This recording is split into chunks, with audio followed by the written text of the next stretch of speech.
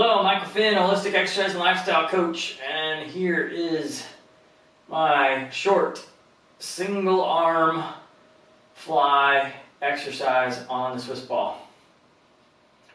Big important things are make sure that the ball is big enough to where when you sit on top of it, your hips are at the level of your knees or higher.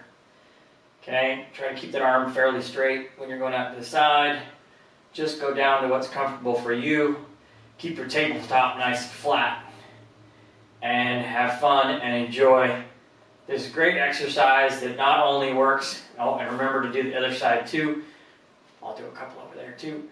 So remember to keep the core engaged, so the belly button in, the glutes on, the low abs on, so that everything stays under control while you are doing this fun exercise. Look forward to seeing you all in the next video. Have a happy and healthy day.